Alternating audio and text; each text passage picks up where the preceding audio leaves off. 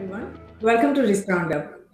In a digital global age, each year brings more complex security threats, advanced malicious code, and unexpected vulnerabilities. While security industry is making a serious attempt to fight back to secure cyberspace, geospace, and space, in short referred to as CGS, in the escalating arms race against advanced malware, the efforts to manage security risk are facing complex challenges. As malicious software or malware are evolving and becoming very sophisticated, malware threats are becoming very costly for nations, its governments, industries, organizations, academia, and also individuals, in short referred to as anti-IOAI. With the sophisticated hacking tools becoming abundant, the rapidly multiplying security threats and vulnerabilities across CGS is greatly simplifying the effort required for intruders or criminals to compromise a computer network. Moreover, when computer applications now often share components and data with one another using respective organizational network as their primary interface, it further complicates the already complex security efforts. While hacking once largely constituted an intellectual exercise for security professionals, hacking for profit has now become a rapidly growing criminal industry. When entire underground world is springing up that is solely focusing on making money by invading nations, its government, industries, organizations, academia, and individual network resources, it is a cause of great concern. It is perhaps time to go beyond outdated desktop and endpoint virus scanners and network based intrusion prevention products to the next generation anti malware tools. To discuss this further, I'm delighted to welcome Igor Volovich, CEO of Romad Cyber Systems. Welcome, Igor. We are delighted to have you on Risk Roundup. Thanks for having me, Jayshree. Great, wonderful, Igor. So let's start with this very fundamental question for the benefit of our global viewers and listeners. What is a malware? Well, malware is a piece of software that compromises a system. That's the simplest definition. It's a piece of malicious software created for a specific purpose or a series of purposes, and they tend to be used for unauthorized access or for taking over somebody else's system.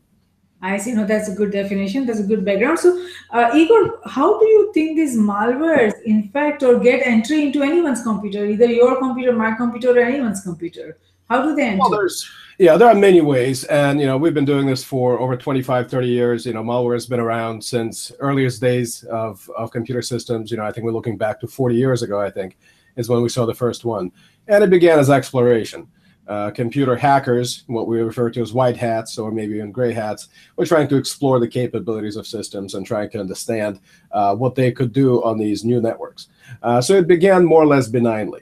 And then slowly but surely, we saw the emergence of what we currently refer to as real malware, systems or software packages that were really made to take advantage of vulnerabilities or to elicit some sort of a gain for the malware author. So that's been sort of a change that we've seen over the last couple of decades. And very recently, we've seen the emergence of monetization, where malware has become a tool of criminal organizations worldwide, where they actually use this type of technique to compromise systems for gain, either to get passwords to user accounts, to take over systems and use their computing cycles, or to actually monetize this in other ways, like DDoS attacks against banks, DDoS attacks against casinos, et cetera, et cetera. So then we have this whole spectrum of threats that proliferate now. The way they materialize is different. It's as different as anything we see in the physical world. The paradigms have shifted over the time, but what remains constant, is the ability of the miscreants to really take advantage of the vulnerabilities that continue to persist. As long as there's a human element, there's a way to get in. And we can get into that a little more down the line. Right, right. No, that is very true, Igor, and those are good points. Now, based on your experience, because you have worked in this field for such a long time, what are the major types of malware that you have seen, out there, that are really very troubling and we should be aware about? Well, a lot of focus is now on Trojans.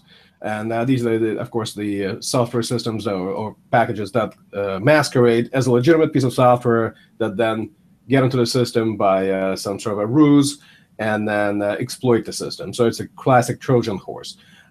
These have taken over the malware world over the last 15, 20 years. That's what we see the prevalence of. And the reason is the malware writers are really after that monetization. They want the monetary gain. And to get it, they need to have a consistent, sustainable position on somebody's endpoint. They want to take over and they want to stay there. And that's what Trojans allow them to do. There are many other forms of malware. There are worms, there are polymorphic worms, there's all kinds of other things. But what we focus today primarily on is the Trojans. I see. As you know, I understand that. Now, let's if we talk about Trojans, Igor, then what if you are an organization or a scientist trying to analyze the behavior of Trojan? How would you understand that? How do you go about understanding the behavior of Trojan or any other malware? Well, it's like anything, right? It requires research, and you have to have significant resources. What we've seen, of course, is the reliance on the vendor community, the software manufacturers, to create the software packages that are capable of combating that threat. And that's actually very interesting that this is exactly, that research component has become the Achilles heel of the anti-malware industry. And let me explain how that works. The proliferation of malware continues at an incredible pace. We're looking at exponential growth in individual strains of malware, where we're now looking at on the order of 140 to 150 million individual strains of malware per year. And that's the data, the latest data we have is from 2014. So when we look at 150 million individual strains of malware, it's impossible to catch them all, typecast them all, develop signatures for them, and then do it as a single vendor. So what we've seen is a lot of collaboration and cooperation between different anti-malware vendors like Kaspersky and Symantec, McAfee, Microsoft, Avast. And they're cooperating on the research side, trying to explore as many of these malware variants and to understand what's common between them, what are the mechanisms that they use for compromising systems, what kind of vulnerabilities they exploit, and then working that track back towards the manufacturers of the actual software, like Microsoft and Adobe, some of the prevalent players in the market who have a huge footprint on the end user systems and in the corporate space, and who tend to be responsible for the vast majority of vulnerabilities that these malware systems exploit. So research is very important, but it's very difficult to do simply because of that huge volumetric growth. And that's become sort of the problem within the industry. We can't keep up. Right. No, we can't keep up. You're absolutely right. I mean, you're talking about millions of malware strains, and that is very difficult to keep up. You're absolutely right about that. So, how are malware attacks executed? Well, it's interesting that the human element continues to be the prevalent vector for these attacks.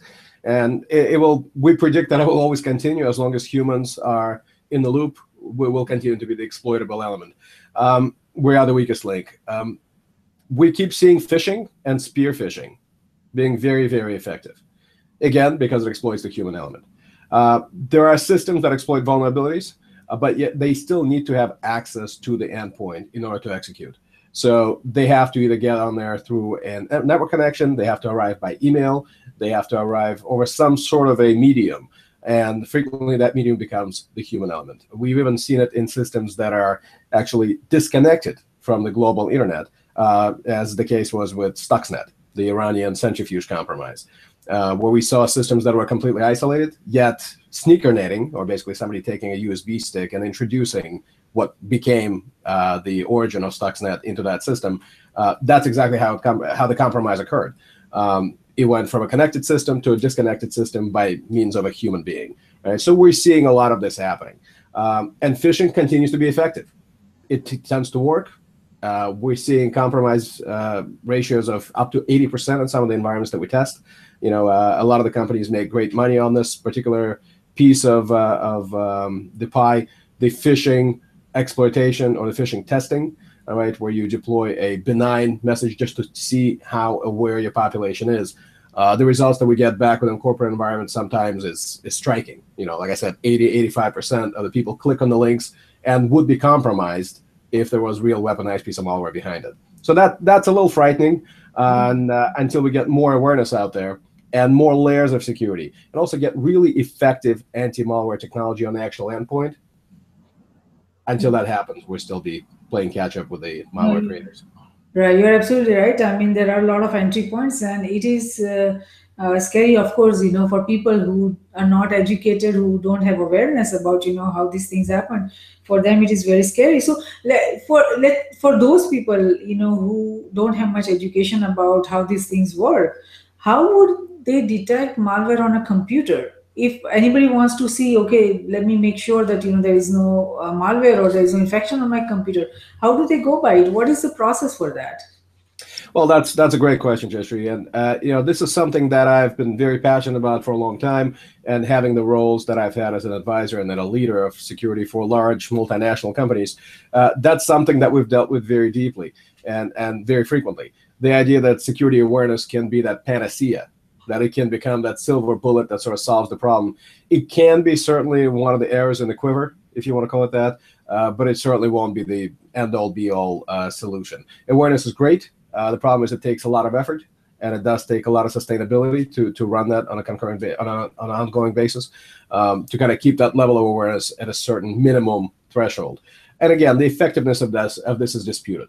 When it's a part of a larger, more holistic security program, it can be effective. When you throw awareness at the problem by itself, it's basically useless, right? It's kind of like throwing anything at the wall, hoping that it sticks. So it's very difficult to expect an end user, even a sophisticated end user, to detect compromise by modern weaponized malware. We've seen just in the last couple of weeks weaponized PDF files being introduced as part of phishing and spam campaigns. Very effective. All you have to do is open the file. You see nothing. You see the file. You see the document, and then the system's already compromised by the time you open it. So when you have that sort of sophistication that exploits some deep vulnerabilities within the systems themselves and the software and operating systems themselves, the end user is no threat to the malware creator. They're just simply not a barrier to these threats. So the onus is on the security industry to create products and solutions that are truly capable of combating these threats. And unfortunately, we haven't seen that emerge. We've seen a lot of solutions, we've seen a lot of proclamations, we've seen a lot of promises. And quite frankly, the antivirus industry has fallen on its face over the last 20 years. Had we known what the world would look like today, 140, 150 million malware strains, maybe John McAfee would have invented the right sort of anti-malware, right? Mm-hmm. That wouldn't be static, that wouldn't be based on individual signatures. But that was not the world that existed 20 years ago. The world that we're in now demands these kinds of solutions. And unfortunately, most of the malware industry, anti-malware industry, has not been very effective in providing them. That is true. That is true. I hear you on that. Now, let's say some people who have understanding about malwares, technical knowledge, and they are not part of the world, which are working on the research and doing something about it. If they are individuals like that, if they come up with some kind of malware on their computer, and then they recognize that, okay, this is a malware, how do they report it to someone? What is the process? Where do they go to report? Well, so there is something, that's an interesting question, and I'm glad you asked it. We've had, there's a couple of components there. We have to recognize there are different communities and different footprints out there in the population of end users. You have the corporate space, you have this small, medium space, and then you have the home users and small office users, where we're looking at under 10, 15 users per site. Their use cases are completely different. Their support models are completely different.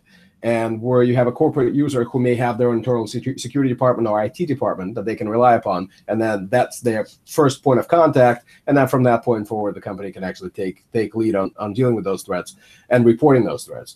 For individual users, there's very little. And in recognition of that, the industry has come up with a lot of these threat intelligence platforms or components to their products. Kaspersky was one of the first ones who did it.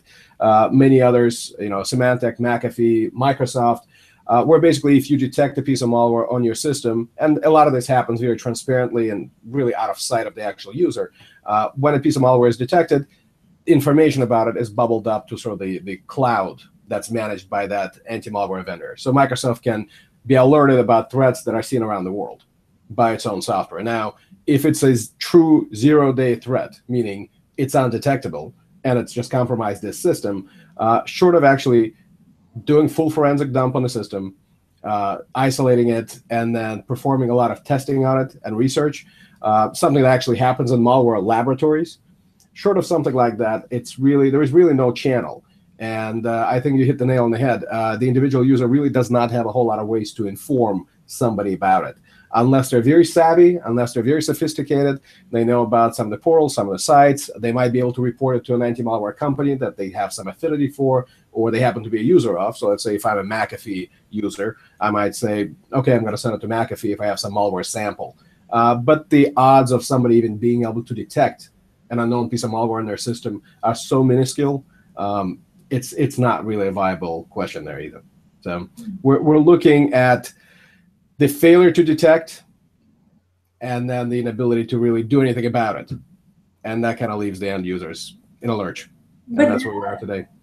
But Igor, there are a lot of smart individuals. There are so many knowledgeable computer science people that they may come across, some of these malwares. And I think that, I personally think that there needs to be a development of a system or a process by which individuals can, they have a way to report something like this. Because Mhm. if we depend just on researchers and research institutes like Kaspersky and Microsoft and others that you're talking about, I think it is not wise. We need to create a central global database by which anyone across nations, Mhm. they are able to report something as dangerous as this. And it's nice, it is good that way. We involve public, we involve individuals, and motivate them to report anything malicious or anything that is not right. Then they see that that is something that they become aware of, that there is a way, there is a process by which they can report that. But I hope that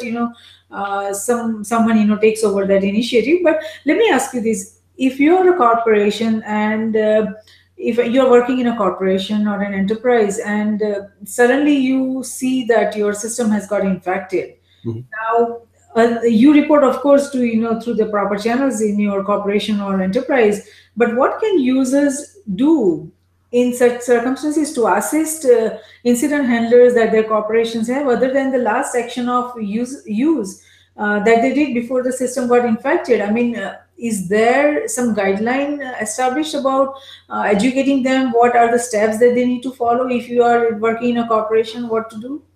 Sure. So again, it depends on the use case. If we're looking at the standard office user information worker, then we're looking at some standard models that we can deploy. And typically in companies, what they advise end users, unless they're within an actual IT group or a security team, they advise them to isolate the system as much as possible, perform as few actions in it as possible, don't allow the threat to propagate. That's what we're after, and preserve the state as much as possible for forensic investigation, which means don't shut it down, preserve the memory state, unplug it from the network, and keep it isolated. That's typically the entire purpose of whatever response measures that they put in place. Now, the education piece, absolutely. Within a corporate enterprise environment, it's very easy to propagate something like that and then continue to educate and kind of include that as part of the overall ongoing security awareness piece. Right, so that's definitely easy. For end users out in the world, individual users at home or small offices that don't have the luxury of that kind of a support system, it's very difficult to propagate that sort of knowledge. So by the time you're compromised, it's too late to go out and Google, what do I do? And what do I do with my system? Typically, it boils down to just what we call flatten and rebuild, right? We isolate the system, pull whatever data we can off that hasn't been compromised, scan it cleanly in a separate system that we know is good, and then break that system down, rebuild it with a new OS, and then hope for the best. So that is a typical model. In fact, that's the model we employed at Microsoft when I was there, 10 years ago, actually 15 years ago when I started. And that was the model, right? You isolate the system, you find out if it's a basic malware threat or if it's a part of something larger, which means you have to have good intel internally. You have to understand what kind of threats are propagating through your environment. Is this something that's absolutely net new, or is this just part of the outbreak that you're having? And of course, corporations have big outbreaks ongoing all the time. That's just part of life. So you do your basic forensics. You figure out if you need to go deeper. If not, you pull the data off, you flatten and rebuild. And this is mainly driven by the fact that we're not in the forensic investigations prosecutorial business. We're trying to run the business. We're trying to get things back online, which means the faster we can get there and the sooner we can isolate the threat, that's what we're after. So isolation, preservation, investigation, and then get back to business. Good points, Igor. Now, what processes and procedures need to be done to mitigate operating system and application vulnerabilities that malware might exploit if you are in a corporation? How would you go by that? Well, the threat and vulnerability management operation has to be fairly robust. Today we're dealing with a lot of third-party risks. that may lie outside of our control. And so when we start to look at our entire operating environment, it's important to understand, first, what are we dealing with? What is the landscape? What kind of operating systems are here to begin with? I've been in environments when I was in my advisory roles and when I was in private practice, where I would walk into an environment and I would ask a basic question: show me the inventory. And a lot of my clients couldn't do that. So we're dealing with very dynamic environments. We see the creep of shadow IT. And if our listeners are not aware of what that means, basically these are third-party services that are procured by the users outside of normal supply chains. So that creates that shadow IT environment within the corporate space that may be outside of our visibility. It may have a lot of data proliferation into it that we can't control. And of course, the risks that are being introduced are outside of our control as well. So when we see a lot of these things, a lot of these pieces moving around very dynamically, it's very difficult to pin down what it is that we're dealing with. So that's job number one. What do we have in place? What do we need to protect? You can't protect it all as much as you'd like to. You have to do some risk prioritization. So once you understand what are the crown jewels, what are the most important assets, what will break the business absolutely positively if these are compromised, then you focus on those. Of course, some of the regulatory concerns go along with that. What must we protect by mandate, and then what must we protect based on the risk to our business. And then once you figure those out, these are big buckets, but these sort of gives you a general idea of what we need to focus on first. Look there, kind of try to funnel it down to a specific discrete set of systems, applications, environments, and then understand what exists within those, right? Mm-hmm. And that's where you can start focusing what kind of vulnerabilities might exist there. So it's an ongoing process. It's very important to understand once that's built, it has to be sustained. And as technologies evolve, as new systems are being introduced, that you have a very good process for identifying what that actually happens. So you have to have a trigger going in from your supply chain, from your third parties, from your partners, as things get connected or introduced into the environment, that there's a process trigger that enables you to go in and figure out what just showed up on site and what do I have to deal with. Right. I know that's good analysis, good points, Igor. So based on your knowledge, working in this field for so long, how do you think nations manage malware risk currently? Do they all follow the same process? Do they all follow the same tools and technology? Or each country has, different way of managing their own malware risk? Right. So a great question. So, I work in DC and, I've spent some time as a fellow with a think tank here working on cyber policy at the national level. And I continue to be engaged in these conversations today. So I won't go into too much detail because that's a whole separate conversation that can take days. And it's very fascinating. I think the nation state angle is very interesting. What we are dealing with, and I've written about it last year as well, we need to recognize that most of what we think of as national infrastructure, especially critical infrastructure, is not in the hands of national governments. It's actually in the hands of private industry. When we look at the United States, the water systems, sewer systems, the nuclear energy systems, all of these things outside of the research facilities that are actually owned by the United States government are outside of their control. So we have to have that private-public partnership where the industry can be sort of the front runner on a lot of these threats. They have the footprint, they have the visibility, and they also have the agility to move as the threats dictate. With the U.S. government, with the procurement systems and the acquisition systems, a lot of things take a long time. And, when you lay out a 5-year budget for a federal agency, that's pretty much locked in place. So you have to rely on the private industry to sort of be the research arm, if you want to call it that, of the federal government and be their partner in fighting these threats. Now, that does not mean that the federal government or any national government gets to sort of absolve themselves of the responsibility either. There has to be an active, bilateral, true public-private partnership. And I've been very involved with that pretty much with over the last 15 years. I was at Microsoft when we created something called Botnet Task Force, involving a lot of law enforcement and intelligence community agencies from around the world. We went to Interpol and we talked to Secret Service and we talked to the FBI and we talked to the predecessor to DHS, and same counterparts in other countries. Because that's the level of attention that these issues have to get. The recognition that malware continues to be the prevalent factor in cyber risk around the world, and the fact that we have to continue paying attention, and also the understanding that it enables a lot of these organized criminal groups to monetize their operations very effectively with very, very little risk. Where they used to have to rely on what we have come to recently call kinetic operations, right? They have to actually go kidnap somebody or steal something or compromise an oil pipeline and divert some oil, things like that. Now you can just do it from behind a desk. So the risk is very little, transparency is very little, traceability is non-existent, attribution is very difficult to achieve, and these are very attractive. So the risk versus reward it's a no-brainer for any criminal organized groups. And of course, when you look at nation-to-nation relationships and the role that malware plays in those cyber conflicts, we've seen a recent white paper from one of the major think tanks here in DC last year talking about the cyber conflict between Russia and Ukraine. And that's being recognized as sort of part of these new emerging type of hybrid conflicts, where we have kinetic operations on the ground with actual conventional forces, and then we have cyber operations happening in the cybersphere. And they may be happening for an intelligence capability. They might be happening simply to degrade somebody's capability, or to simply degrade their C4I overall, right? Simply to affect their kinetic operations as well. So there's a lot of components here. But again, malware plays a prevalent role because it's so effective, and because the volumetric nature of it and the ease by which we can create additional samples and strains of malware, it escapes the ability of the private industry or the public sector to keep up. So as long as it remains effective, we'll continue to see the proliferation. Right, right, and I hear you on that. Now, a lot of times you hear this term that we have a layered approach to malware attack. What do enterprises mean when they say that they have a layered approach? Well, we're talking about layers of defense, and this is something that's been promulgated for a long, long time.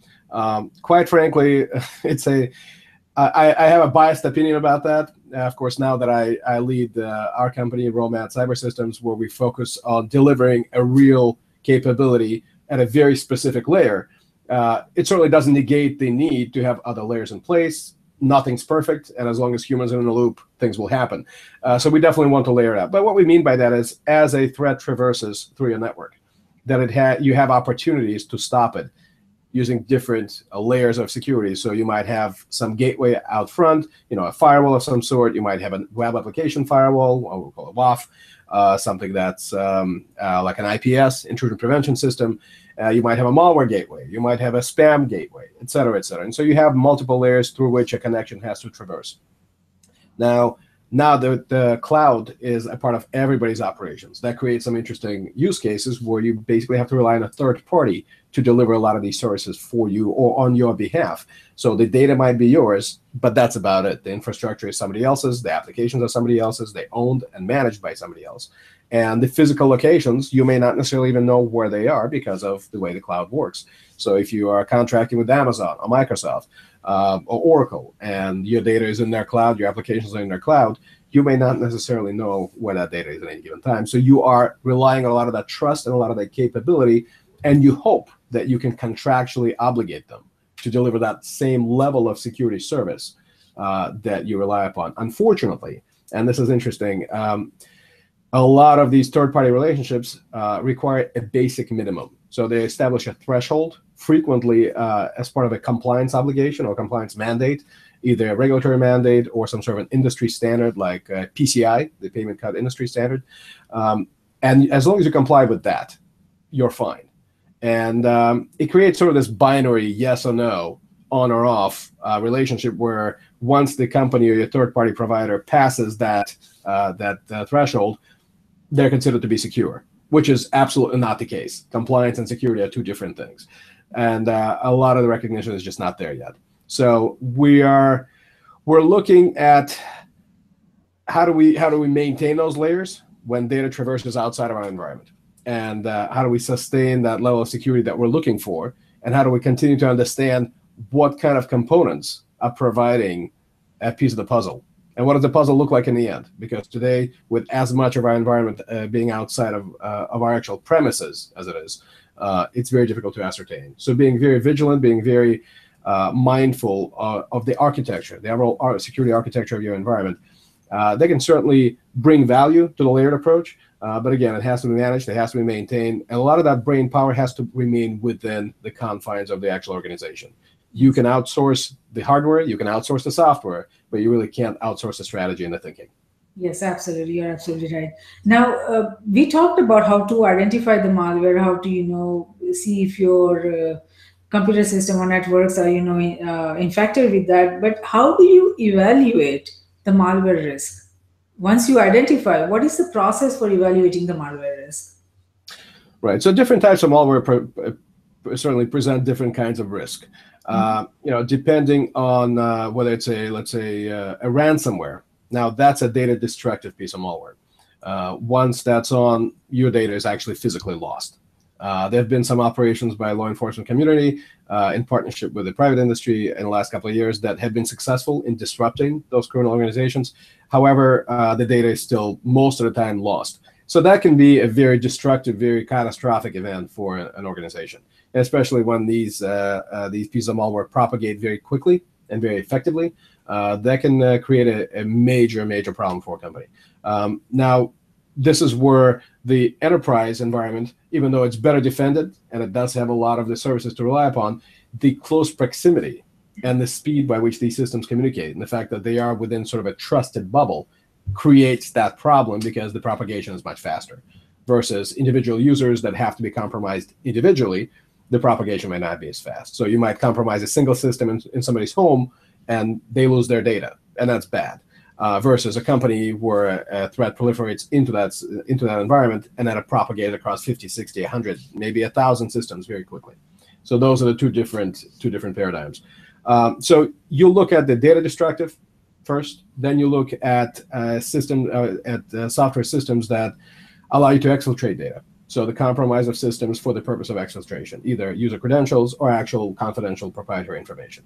So we've seen a lot of the economic and industrial espionage that relies upon these kinds of paradigms. Trojans, again, we're talking about Trojans. And then we'll look at more of a nuisance type malware, where it might be used by hacktivists to simply annoy somebody. So there may not be a monetization factor in play. It might just be somebody playing around online. They create some piece of malware, or they might, it may not be designed to do bad things to begin with. It may be repurposed for that, and we've seen that also. But primarily, we're looking at what's data destructive, what's malicious by design, and then things that are more of a nuisance factor that we could more or less ignore unless they begin to actually act differently. So these are, for me, the big three layers of priority. I see. I hear you on that. Now, in case of malware attack, we are talking here about organizations, enterprises. Do they generally have a backup plan or backup and recovery assessment plan in place, to go forward? Well, it's something that definitely comes into play when we talk about things like CryptoLocker, ransomware that actually encrypts your drives. And, it can wreak havoc when you're talking about like SAN systems or cloud systems where somebody's connected to these systems on a permanent basis. And then once the CryptoLocker malware gets on the system, then it encrypts the entire cloud storage site. So that happens. Pardon me. So when we look at recovery operations for something like that, that's absolutely required. If you don't have those in place and you don't back up on an ongoing basis, you're pretty much out to lunch. You've lost all your data. You might, if you're talking about corporations, financials, let's say, that can be very catastrophic. If you can't send your quarterly results to the street, you've got a big problem. You've got a regulatory problem. You've got a stock problem. You've got many issues. So that can be very destructive. So again, focusing your risk priorities, that's very important. Knowing what your criticals are, understanding what's absolutely catastrophic to your business, what could be that sort of a kneecapper for you, and then focusing the efforts there. So you may not be able to, again, alert or surround the entire environment with these solutions, but you should be able to focus those where you need them, or we absolutely must have them. Yes, that's a good point. Now, there are so many different antivirus or anti-malware softwares, available. So, how do organizations go for these? How many kinds of anti-malware softwares or antivirus softwares do each organizations normally have? Do they have like one on each, system, or do they have more than one? Like a layered approach, several? Sure. So when we look at the anti-malware solutions that are common today, the way that they integrate with the operating system that they protect pretty much denies any other anti-malware solution being on that same system. So because of how deeply they hook into the kernel, how many things they have to monitor, they have to have exclusive access to some system calls. You can basically have only one anti-malware solution per system. Now, you can have maybe an anti-spam, maybe something for your browser. Those are kind of layers, additional layers of protection for the other endpoint. But an actual antivirus solution, you can't have a McAfee and a Symantec and a Microsoft coexisting. Now, some vendors have actually solved that problem, sort of. So when we look at somebody like FireEye, what they do is they're able to use different engines to look at a piece of malware. VirusTotal is a great example, actually, where they use 40, 50 different anti-malware engines to scan a particular piece of malware. Now, it's very difficult to do in real time. It's very difficult to apply multiple engines like that to a piece of malware. So you don't see a lot of scalability there. But if you're dealing with a single piece of data that you pulled off somebody's system doing forensics, you can certainly use a lot of that approach. But when we look at an individual system, you look at a single solution. Now, complex corporate environments tend to have, as they acquire other environments, and I've come from an environment that used to acquire a company every 2 weeks on average. You do tend to acquire companies that use different solutions. So integrating those and then bringing them into the fold, so to speak, you get exposed to different kinds of opportunities. Somebody might have a better solution, but it's a much smaller company. If it's a company of 100,000 users acquiring a company of 10,000 users, you're really not going to transfer 100,000 users to a smaller company's solution. So sometimes simple economics affect those decisions. Sometimes, you have some entrenched opinions about the efficacy of a particular solution. So you might stay with a solution that may not be as cutting edge as you want. There are strategic relationships that might be in place. I've come from environments where there is a 10-year ongoing relationship, some sort of an OEM contractual relationship as well, where you basically stay with the solution despite its assumed inefficacy. So those are some of the factors that people don't necessarily think of. You think, let's go ahead and do a bake-off, let's figure out who's best, and let's bring them in. May not necessarily be an opportunity in complex environments. Right. Now I hear you on that. Now, wireless is becoming such a new norm these days, across organizations. So when we use wireless, when any organizations uses wireless network, they add up more complexity and security challenges. So if the security of the wireless network enabled and properly configured when they start using the wireless networks across organizations, because a lot of times they just kind of get ignored, the wireless networks. Sure. Yeah, we've seen that a lot, especially when you look at complex environments that go through a lot of M&A activity, and today, who isn't? You definitely see a lot of that. So when we do the inventories and we try to kind of cast a net around our environment and understand what it is that we're dealing with, as we spoke about earlier, it's very important not to ignore the wireless, because that tends to be the easiest vector of compromise. It's the easiest point of entry sometimes, and because it's also very easy to set them up.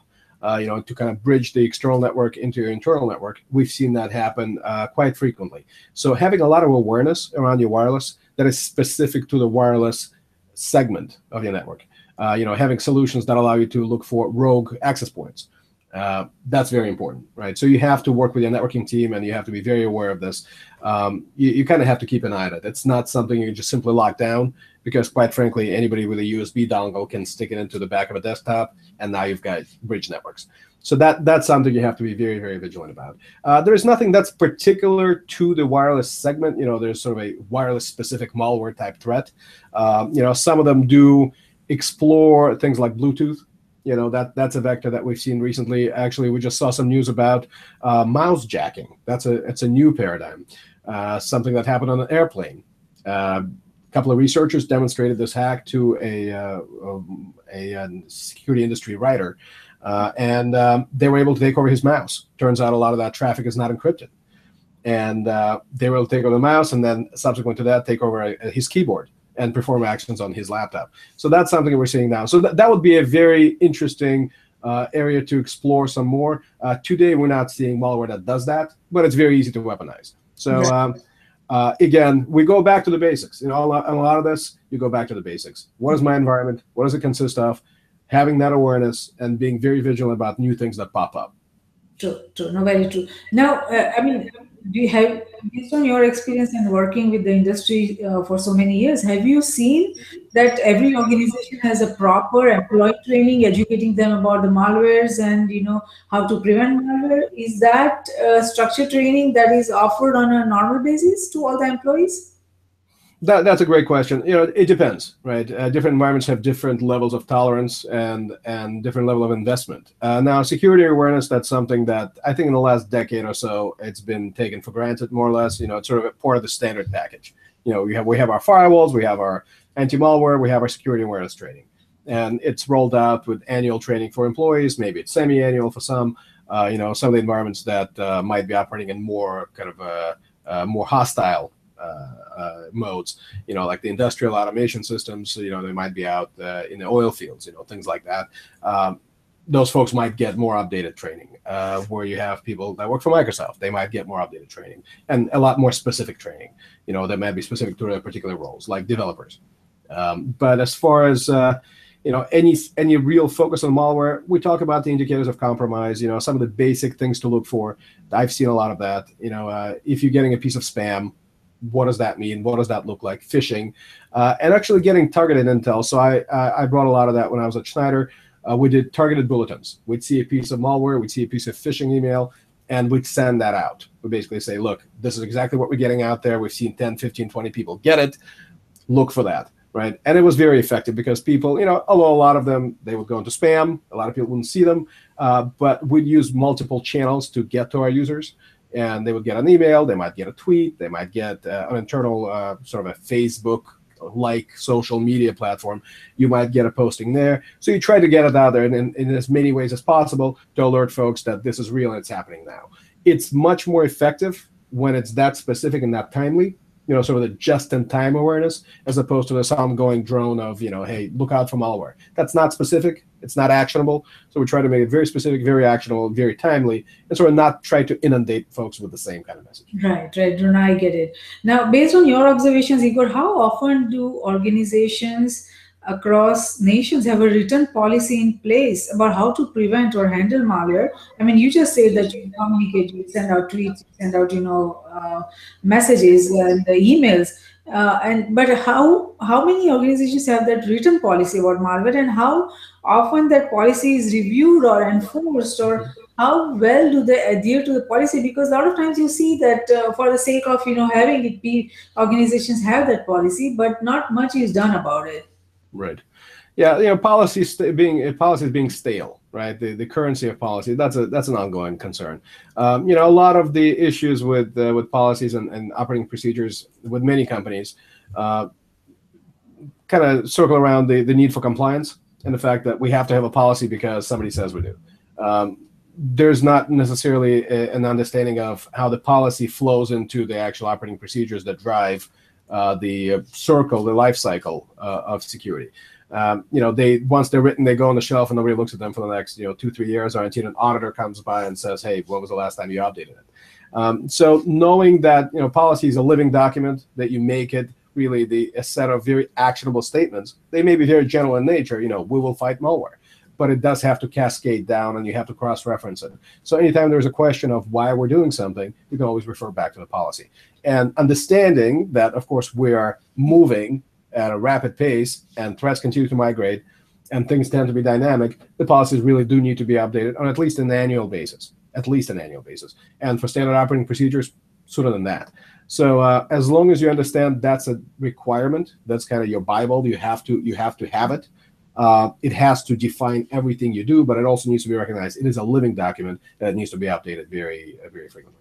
Right. No, you're right about that. Now, when it comes to malware attacks, physical security also comes into play. Like, there are so many different variables of physical security that, impact whether the infections happens or not. So can you explain our viewers and listeners how physical security plays a role in malware attack prevention and how they should, use that so to ensure that, they are protecting themselves and their organizations? Right. Well, we say in the cybersecurity industry that physical access trumps all. So once you have it, all bets are off. And we've seen attacks in the past, and I've responded to attacks myself, where we suspected that physical compromise has occurred, And then, of course, the trick is how do we figure out if anything's actually happened on these systems? Do we understand that any kind of a cyber factor is also a component of this attack? That tends to be an interesting conversation. It's very expensive conversation to have because you do have to employ forensic services to understand exactly what happened to that system. And if you don't want to just flatten and rebuild and start with a clean new slate, typically when a physical attack is involved, you're thinking of a sophistication level that might go beyond just a basic, piece of malware just flew in, right, over email. Somebody had to want to get to that system. So, somebody breaks into a data center or somebody steals an executive's laptop. These are the kinds of things that we look for that might be indicators of another thing, a larger thing at play, right? So is it part of a larger attack? Is it part of a campaign? And also recognizing that a lot of these things can be campaigns that go over months and sometimes years. When you talk about nation-state attacks, or you're talking about corporate espionage attacks, these are long-term events with long tails. So their physical can be an indicator of larger things. For basic applications, for basic use cases, information workers out there in the world, individual users, unless your job description involves some sort of a clearance level, or if you work for the DoD or you work for a healthcare provider, where the mandates are so onerous and for good reason. Unless somebody's putting epoxy into USB ports, physical security certainly is paramount. Again, the risk determines the level of alertness that you have to have. Everybody should be operating sort of in condition yellow at all times. Nobody should be unvigilant, vigilance. But again, to what level and how many layers are you going to put around it? You're going to put it in a Faraday cage. It's going to be in a protected data center with armed security, or is it going to be in your laptop bag, sitting under the table at the airport? So you have to understand how to navigate that spectrum, and you have to provide the users the tools to make those decisions and kind of help them guide them into that right risk posture. Right, I know, very true, Igor. I mean, I'm not sure what your observations are, but it seems that, across nations, most of the organizations, they have reactive policies and procedures to manage the risk of malware. For the benefit of our global viewers and listeners, can you explain why proactive policies are much needed and versus reactive policies and procedures with the threats that we are dealing with in the cyberspace currently? Right. Well, proactive certainly beats reactive. Action beats reaction every time, and we've seen that proven time and again. Understanding that having a preventive posture, having a risk management posture in place, having some solutions, and even if you're not using them actively, but having them sort of staged, and having a level of capability and knowledge that you can rely upon on demand when threats actually do proliferate, that's critical, right? Because that time of response. Time from detection to the time of effecting response, and then till actual mitigation of the threat. Those are very critical, and that can be the difference between catastrophic loss and then some manageable loss that you can actually recover from fairly quickly. And let's remember, of course, the whole name of the game is let's get back to operations as quickly as possible, while losing as little as possible. So being very effective with response, that goes back to being proactive. So you have to be aware of the threats, you have to be aware of your own environment, you have to be aware of your own capability. And a lot of honesty, transparency has to happen in order for that to be in place. So both at the national level and at the corporate level, within each individual organization, you have to have that internal honesty. You have to kind of look in the mirror and say, how well are we equipped to deal with something like this? And if you're not, then you got to talk to the powers that be. At the nation state, of course, it's the legislators and the policymakers. At the organizational level, it's the board. If you have to go that high, it's your risk committee. It's the executives that have to basically acknowledge that we have this risk in place. The sticking our head in the sand is not a strategy. Where we have to have strategies around transparency and honesty. Right. You're absolutely right about that. Now, we talked about reporting of, malware when organizations or individuals come across that. And we also talked about how communication happens when organizations or enterprises, come up with a malware and they, alert their employees. But are there automated malware alert monitoring systems present across nations? So there are some, again, private public systems that are in place. We've got InfraGard here in the U.S. That's run by DHS and FBI. And InfraGard allows industry players to come together within the identified critical infrastructure domains, which we count 16 now. Let's say in energy sector, somebody sees a piece of malware that attacks energy components. They might report that with indicators of compromise. They might send some files up to the FBI to investigate. And other nations have similar things. And I think that InfraGard model is being employed elsewhere. That's one way. Again, it's a little more manual. It's not necessarily automated. It's a portal. You have to log in. So things like that. Where you do see a lot of the automation is those threat intelligence systems and platforms where, let's say, an anti-malware vendor might be collecting these indicators automatically from systems. Or they might have honeypots. And a lot of it goes back to basically having a sensory capability that's global in nature. We're trying to reach as many different points, sensory points where you can collect that data and then bring that back to the mothership and then analyze it, do some of that big data analytics and research to understand the trends, to understand what are some of the common factors in these attacks, and then pass that information back out to the field to enable more effective, better, more resilient detection and risk management against those types of threats. As far as automated management of that data, we're talking about it now. Of course, we've seen some legislation happening in Washington recently, or at least the conversations about that legislation, where we're talking about sharing that data in a more automated fashion and enabling those channels to be more open and more sustainable. We haven't seen that emerge yet. That's certainly on its way. There are some concerns about privacy. There are some concerns about civil liberties, certainly in the U.S. And we're seeing different lobbying groups and interest groups take their stand either for or against those proposals. What is definitely understood is that we need an easier way to share that data. So either there has to be some way to anonymize that data, sanitize that data, kind of to deal with some of the privacy concerns and civil liberties concerns, but at the same time enable the threat intelligence activity that we need to have in order to understand how threats proliferate and propagate throughout the environments. Right. No, we are in the early stages, but I think this is very critical that we develop some sort of, malware error monitoring system that is effective across nations. It seems that cryptors and packers make it easier for criminals to create custom code desired for a particular desktop. The effect of this individualized approach is that signature scanners then becomes ineffective. How can this be managed? That's a great question. And it goes directly.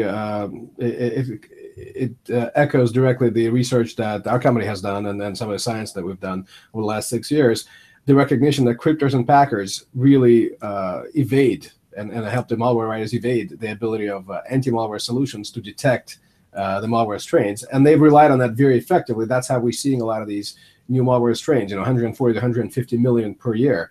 A lot of these are variants of existing families. When we look at which role cryptors and packers play, a fundamental role.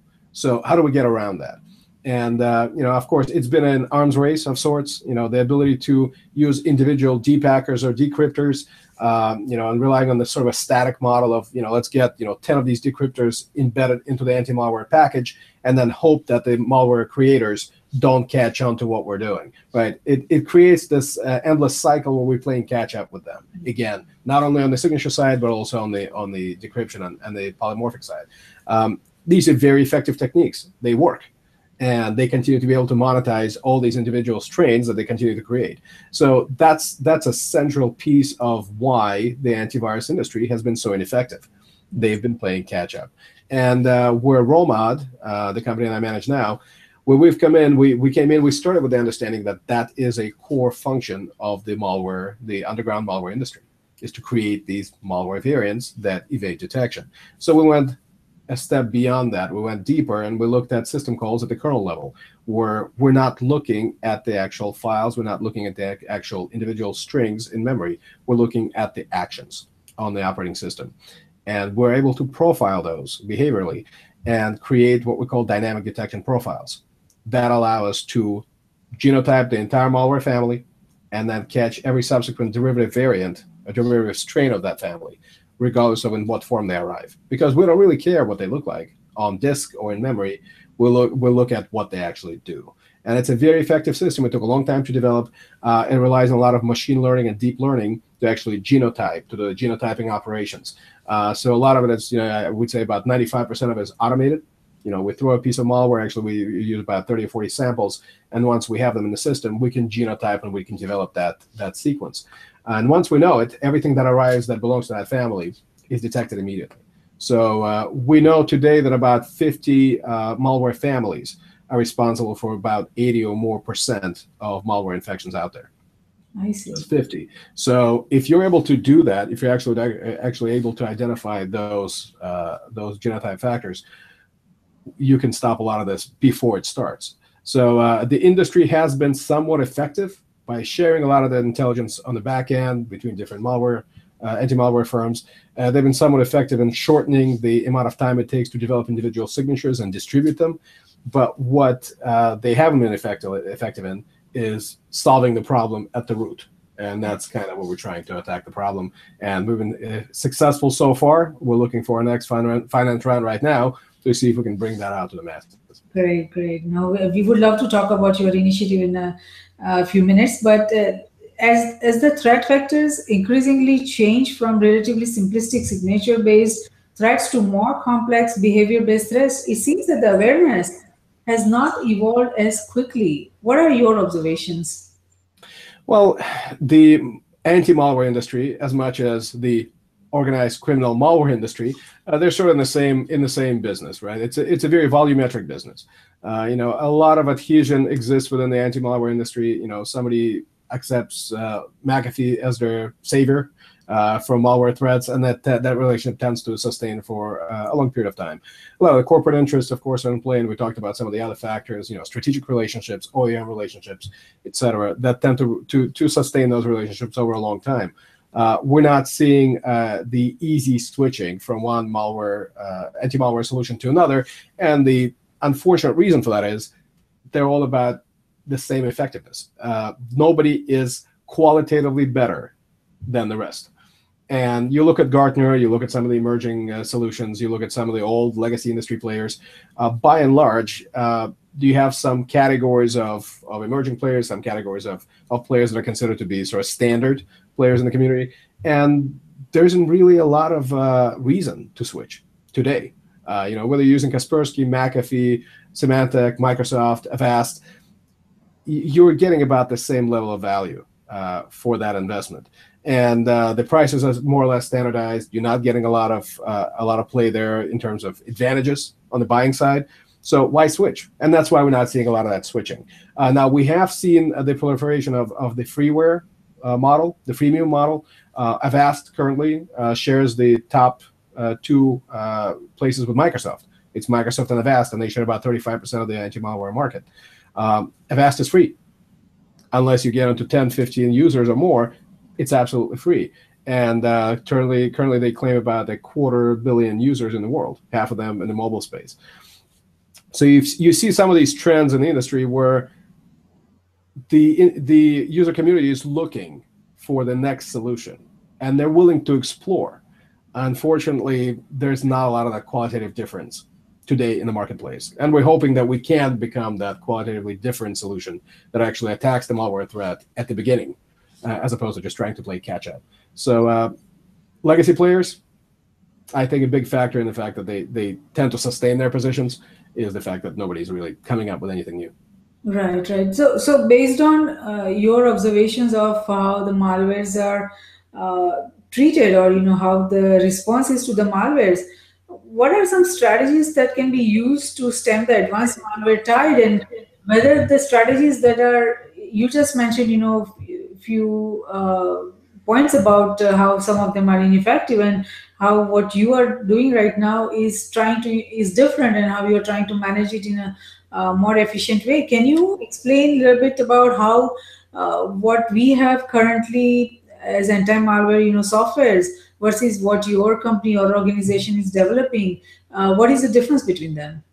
Sure. So as I mentioned, legacy software, legacy anti-malware software tends to be signature-based. McAfee, Symantec, Microsoft. In fact, Microsoft's antivirus solution was brought on externally from a company called GCAD, which was a Armenian company back in 2001, 2002 timeframe. And so that coincided with the creation of the Trustworthy Computing division and Bill Gates writing the Trustworthy Computing memo that kind of created the Microsoft's push for cybersecurity. So you see a lot of these kind of legacy solutions that have continued to live on despite the complete shift in the way that malware actually works. So when we're looking at 10,000, 50,000, maybe a million new malware strains per year, that was an effective model. You could basically scale up your analyst pool, and you could throw more humans into the mix and create more cycles around the problem, and then create more signatures. So that seemed to be effective until we got to the current state where we're looking at hundreds of millions of malware samples. So that's impossible. It's unsustainable. And when you look at companies like Kaspersky, who use 3,000 analysts, you've got Symantec, about 3,000 or 4,000 analysts. You have folks trying to play catch up and then basically expanding the analyst base, looking for those strains and looking for and creating those individual signatures. That cannot be sustained, right? The automation that's happening on the malware creator side, the organized crime side, the use of cryptors and polymorphism and packers, and the fact that they can continue to spit out tens of thousands of strains per hour in an automated fashion and continue to be able to monetize it, it sort of negates this whole notion of this entire model being sustainable. So this industry is dead. And the industry itself has said, we're dead, right? Symantec's senior VP a couple of years ago said, antivirus as we know it is dead. And that's something that we have to deal with. So there are some emerging solutions that are happening out there. We've got Carbon Black, and we've got Threat Track, who are focusing more on the behavioral models. They look at threat intelligence being a major factor. The problem is these models rely upon the notion of these systems being connected, and the threat intel being able to flow both ways, from the systems and back to the systems. The constant signature updates, still a big part of it. FireEye, that was their big claim to fame when they came out on the market, that they can sustainably detect threats based on these virtual machine systems that they had within the product. And unfortunately, they still have to use signature updates. And they may not come as frequently, but they do have to use them. And so, you're out of update for about 2-3 days, you're ineffective.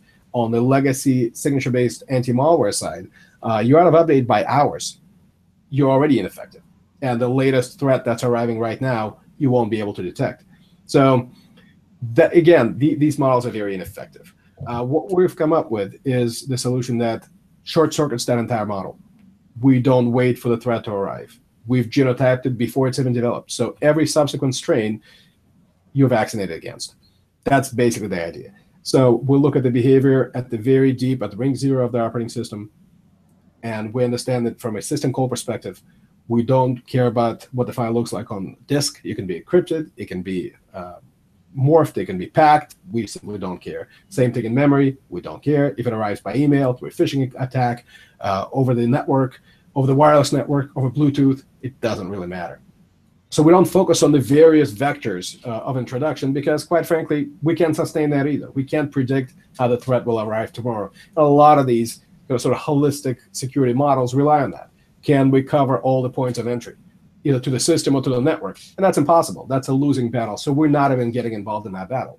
We're going beyond that. We're going to the very basic atomic component of the network, which is the endpoint. And then we're going deeper than that. We're going to the very root kernel of the operating system, and we'll look at the system calls that are happening there. So again, had this been done manually, it would have been impossible. We'd need 3,000 analysts just like Kaspersky, Symantec, and the rest of them. We're doing it with deep machine learning. And that's why it took 6 years in stealth mode to develop these systems where we understand the analysis piece and the signature or the dynamic detection profile piece has to go hand in hand with what's happening on the endpoint. So all that intelligence, all that research, all that analysis that happens up front, that's the main piece. However we use that on the endpoint, that's the secondary piece. So that's why we didn't come out with a product 3-4 years ago that said, here's some partial capability and here's some static signatures. We negated that entire notion. No static signatures. It's all dynamic and it's all genotyped. We're looking at malware families. We're not looking at strains. And that's what makes us very effective.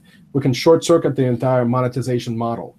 The criminal malware monetization model goes out the window. And what we like to say is we drink their milkshake. We disrupt the entire model completely. And that's one of the taglines that we use. We're the criminal cyber malware disruptor. Right, right. Now there are, some reports that antiviruses are, history. It's not effective anymore. Correct. Would you agree to that?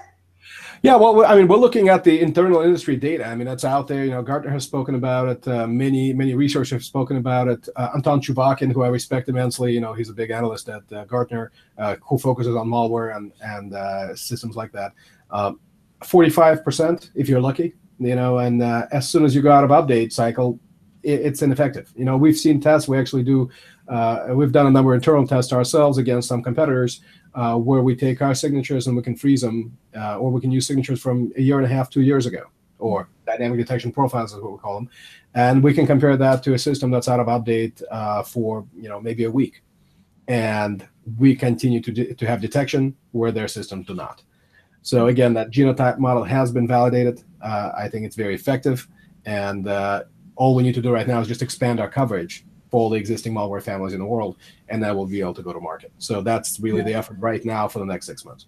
Right, right. I mean, there are millions of people who depend on antivirus softwares like, Symantec and all that. And if they are effective only like 30-40%, then I think it's a serious, critical risk everyone is facing without, being aware. They just rely on these softwares thinking that by having that, they are protected. And they have probably no an idea that, their systems are not even half protected. So it is a cause of concern. And I hope that systems like yours or products like yours that are on their way that would be able to bring some positive change for everyone. Now, there are multiple types of threats facing each entity across nations, and hackers might attempt to access private information resources from inside or outside the organization. Meanwhile, the public internet carries viruses, spyware, and other types of malware that get introduced to unsuspecting users during everyday communication activities, such as opening an email, as we talked, previously, or even when when they are at the airport, when they try to charge their, phones, and things like activities like that. So, left untreated, malware usually causes disruption or complete denial of service to one or more network application services. To launch such attacks, how can intruders tamper? I mean, when we talk about, let's say, the airports, those kiosks where people charge their cell phones, how do intruders get access to that? Well, we've seen a lot of that work done on the criminal side with ATMs, right? The cash machines, where they're very effective at mimicking a real cash machine or an actual access terminal, where they can masquerade as a real thing, and then either grab the PIN codes or actually shoulder surf using some kind of a webcam, and then also grab the card strip and get the stripe information off of it. So we've seen that happen elsewhere. So this isn't exactly new. Now, compromising USB outlets and then using that as a vector of attack, that's something new. But again, it's not entirely unexpected. We've seen attacks through the headphone jack on iPhones, and this is going back a couple of revs of the iOS. And I think this goes back to iPhone 4 or maybe iPhone 5 even. But the attack came through manufactured headphones that actually used voice commands to compromise an iPhone and either unlock it or perform some sort of an action. And that actually led to an update of the iOS to prevent that sort of activity. So again, the threat vectors continue to evolve. And we're dealing with the world here, right? We're not dealing with a particular nation state or a particular set of researchers. We're dealing with basically the world, and it's very difficult to predict how a threat will arrive tomorrow. So again, being vigilant and being very open to the idea of the attacks that are coming, and being prepared for the fact that they will come, that compromise is an eventuality, not just a possibility, that there is no chance that you will be the one environment that's unaffected. That's unrealistic. And we've seen a lot of that sort of magical thinking happening where, if we do certain things the correct way, or if we don't put out a PR release that says we take security seriously, we will not attract the wrath of the hackers. I've had those conversations with executives where they say, we're not going to make security a part of our brand because we don't want to attract attention where somebody's going to rub our nose in it and say, well, no, you're not secure. I think having the desire to be secure does not immediately attract attention of somebody, or and even if a hack comes, it comes, right? As long as you're prepared to deal with it. So again, I think it goes back to the mentality of Be ready for the attack, expect that it will come, and don't necessarily focus on the vectors of attack because you can't predict those, and you certainly cannot control your entire perimeter because, quite frankly, the perimeter is gone. And when your employees sit in an airport and they plug in their phone or their laptop into an outlet that's compromised, there goes your whole security model, right? So be sure that you can control what you can control, Yes. affect the outcomes that you can, and then focus on the critical data. And again, do those risk models and do the threat models. Those go hand in hand. Again, that means you have to have good thinking within the enterprise. You have to have specialists who understand how to do it. If you don't have that, bring them in. And a lot of this cannot happen on an outsourced basis. You can outsource a lot of the operations. You can outsource a lot of the kind of the threat management activities.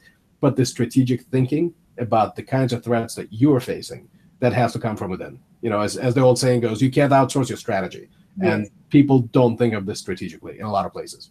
Yes, most of the places, I would say. You are absolutely right about that. Now, we also see that, organizations are trying to reduce the attack surface, that so they don't, on a lot of, organizations' computers, you will see that there are no, drives out there so people can, try to plug in or, try to install something or try to extract something. So, I mean, I'm sure it helps a little bit, but it's not completely proof strategy. But anyway, that is a good start for some organizations. But now, things that attacks have moved to the browser. There are some who say to keep browser plugins patched. Does that help? Well, I mean, again, vectors are vectors, and you can focus on those. We certainly have to focus on a lot of those. We have to understand things broadly as how does data move in and out of the enterprise, and how do connections happen within the enterprise. And a lot of these things are happening through the browser. You're absolutely right. A lot of things are happening in the cloud, and especially that whole shadow IT component that I talked about earlier.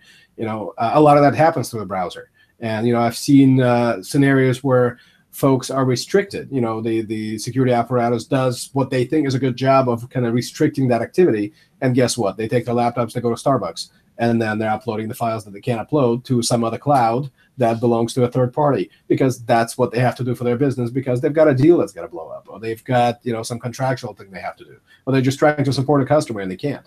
Right? So going too restrictive can be can have an opposite effect, because you're pushing people to do their work in an unapproved manner. So that's something you have to be mindful of. But yeah, the browser tends to be the biggest threat right now, because that's how we communicate mostly. The email is certainly there. That continues to be the biggest vector for malware threats. They still come over email, the good old way. It still works. Spam phishing, spear phishing, all of these attacks are definitely very prevalent. But the browser, definitely. You have to understand what kind of browsers are in place. Plugins, if you can restrict them, do it. Again, how much control can you exert over your entire environment within the enterprise? It's questionable.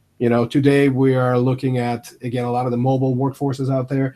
Some environments have 50, 60, 70% mobile, with BYOD models. And now there's something that's a CYOD, choose your own device, which is a little weird. Basically, we're offering devices to folks and saying, we're going to pay for them, but you get to choose which one you want. To kind of try to limit our support platforms and our exposure there. But you have that proliferation beyond the enterprise, where you don't really have that control. And quite frankly, people don't like to share their devices, right? So it's either yours or it's the corporate device. That's why BYOD has been it's been an interesting factor in the enterprise IT management. Bottom line is, if it's out there, it's threatened. And we need to understand that anytime anything goes outside the walls of the enterprise, it's entering a hostile environment, right? It's exposed from the second it leaves. And quite frankly, most of our enterprise today is operating in a hostile environment itself. It might be on your corporate network, it might be inside, but it's still very hostile. And we've done tests before, where especially from a malware standpoint, some environments, you don't even know how much malware is running around, because you simply don't have a way of detecting it. And if you update, once a week or once a month, you may not be able to catch 90% of it. We've seen the tests, we've done our own tests, where, if your McAfee or Symantec or Kaspersky is out of update range for, a mere amount of hours, you might be unprotected, right? So that, knowing that, understanding that, you have to, again, focus on the basics. What is your most important stuff? Protect it. be vigilant to it, and then have other ways of knowing when something goes wrong. And that's where that layered approach goes in. And also threat management really has to be about information gathering and information analysis. It can't be a simple one-layer solution where one thing is going to tell you what's wrong. Have prevention in place. That's exactly where we come in, trying to prevent against malware execution and stop it right as it happens. We're not trying to stop everything, and we're not looking at the vectors. We're looking at the final endpoint that it tries to compromise. And I think having that strategy in place where you look at what you can, you focus on the endpoints, because that's where the data lives and that's where the access happens. And that takes us back to the whole browser conversation, right? The browser is a part of the endpoint. The threat is going to arrive through it, and it will try to do something to the system. If it's malware, we can catch it. If it's some vulnerability that's being exploited, then we go back to having a good vulnerability management and threat detection capability. That allows you to catch that. Right. No, that's a very good analysis and explanation. Now, as malware is being increasingly aimed at mobile devices such as smartphones, as they increase in popularity, it is said that 1 in every 14 downloads from the internet may now contain malware code.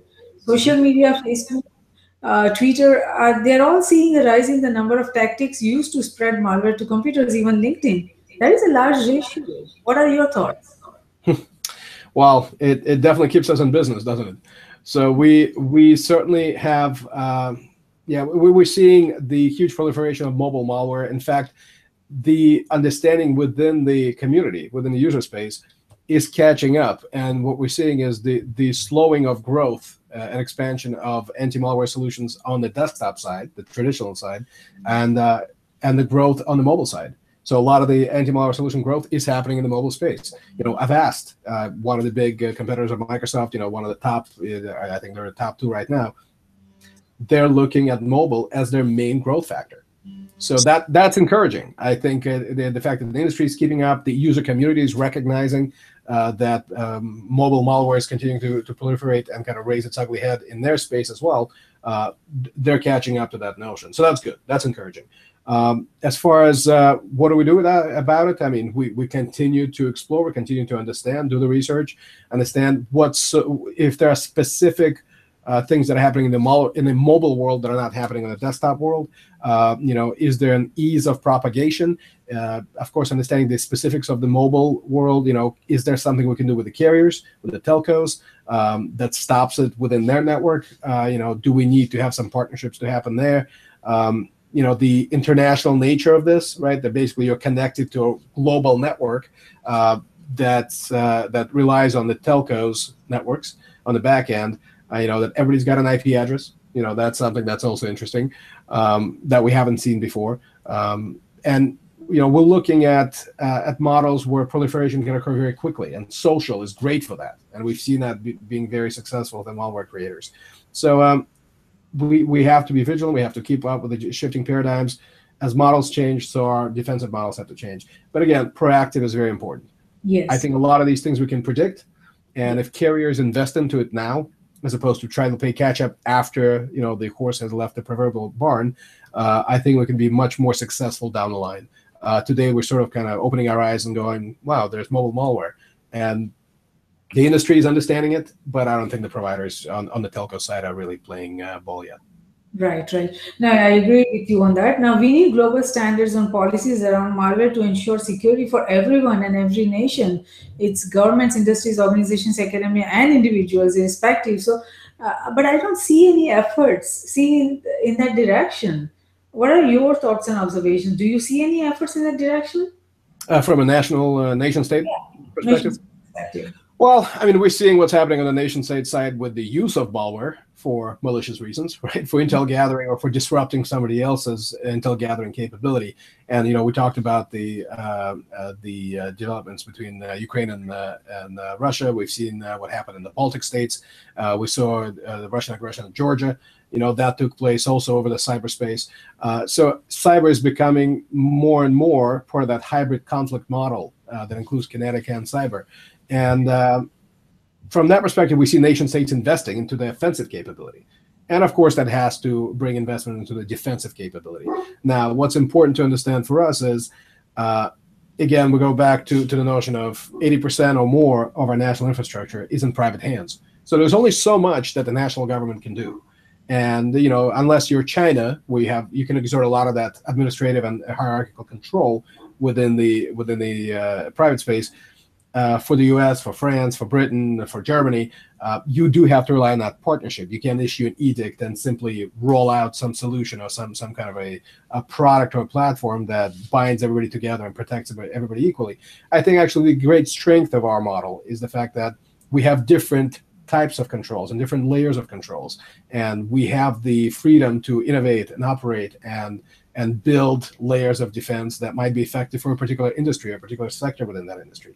So I think that actually is a strength. That diversity is a strength. We've seen the failure of uniform models, certainly with the OPM breach, and I've written and spoken extensively about that both here and on the Hill.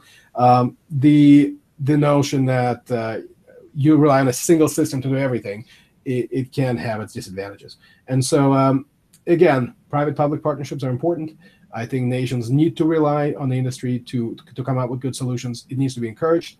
There needs to be sort of an open channel of dialogue where the data doesn't flow just in one direction. We've seen that happen a little bit with InfraGard in the past, where a lot of the data is being collected, but we're not getting a lot of the things back. So it sort of discouraged that open dialogue, and it creates kind of a data collection situation. That's not something we want. We want open dialogue, open debate. We want the ability to affect outcomes at the national level, and bring a lot of that notion and innovation into the nation's national space, where we're not just talking about protecting ourselves and protecting our own enterprise environments or individual users, but really looking at it from more of a holistic national defense, cyber defense standpoint.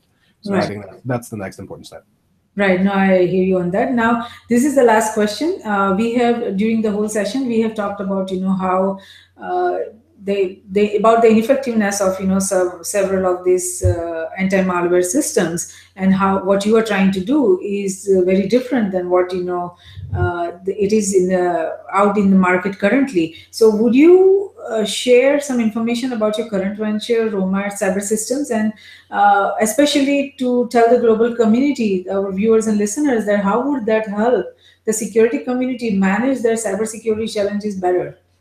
Sure. Thank you. Thank you for the opportunity to discuss this. So it's an exciting project. Romad Cyber Systems has been in existence since about 2008, 2009. The core team has actually worked on a number of other products and other software projects. The last one was called Morpher, which actually dealt with code morphing and code packing.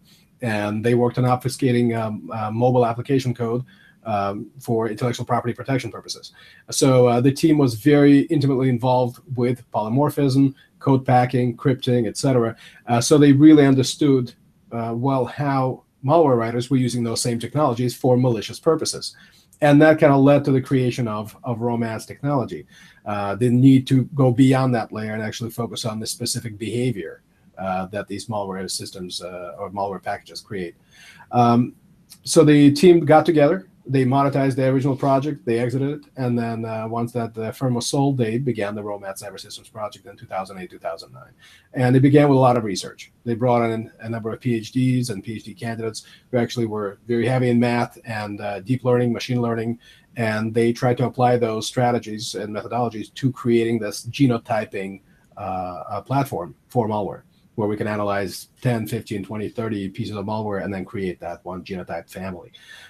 That laid at the foundation, right, of the entire system. Before they ever went to the endpoint, they wanted to understand, can we typecast malware based on these families that we understood? And they were successful. Of course, it took a long time, and they did not take outside investment for a long time. They wanted to kind of keep this stealthy. They wanted to figure out if this worked. And of course, given the nature of the solution and the fact that it could be so disruptive to the criminal organizations, they wanted to maintain that level of confidentiality to prevent any sort of a development on their side where it could thwart their efforts. So it took about 5-6 years, and about 2014, the product reached its beta stage. And I was, at the time, I was at Schneider Electric as the Chief Security Officer of the Americas region. And the product came to me. The team came to me. They reached out and said, look, we'd like to understand if this could be something useful in the industrial automation sector. And I saw immediate usefulness because we're dealing with the use cases in that particular sector with systems that are supposedly isolated, yet become exposed to threats. And we're talking about the Stuxnet scenario there, particularly where systems are supposed to be exposed. They're supposed to be air-gapped, operating in the industrial space, yet they do have access, and things can be introduced to them. So we needed for something that was sustainable over a long period of time, where we could detect and thwart malware threats on an ongoing basis without these constant hourly updates, which is what we rely upon in the corporate sector. And we were able to see immediate value. Now, when I left Schneider in June of 2015 and went to DC and joined a think tank, started to mentor at the Mach 37 Cyber Accelerator, this gave me an opportunity to explore this relationship more. And I started to mentor and advise the executives at Romad about how to enter the market, how to finish the product, bring it to the shores of the US, and see if we can enter more of a broader market, not just the industrial automation space, but we saw applicability within the entire range of industries and personal user space as well. So I took over officially as the CEO of the company in January of 2015. And we've been working hard on bringing our new financing round to a close, which is happening right now. It's very exciting. We're talking to a number of investor groups here in the US and also externally. A lot of interest. This is a net new way of approaching malware, so we think it can be disruptive for the industry. It can also be very disruptive for the criminal organizations out there that are relying on malware as a key piece of their monetization strategy. So we're looking to close our finance round, extend our runway for the next 6 months or so, and then bring the product to market. So the engine has been built, it's been tested, it's been very successful. We've been in small private beta for a while, and now we're just looking to finish the creation of the coverage for the existing malware families out there in the world. We're at about 50-60% done, and so we need for that final push to get us to the finish line and introduce the product to the global market. That's great. That is really impressive, and I'm really excited about hearing all this development, positive development.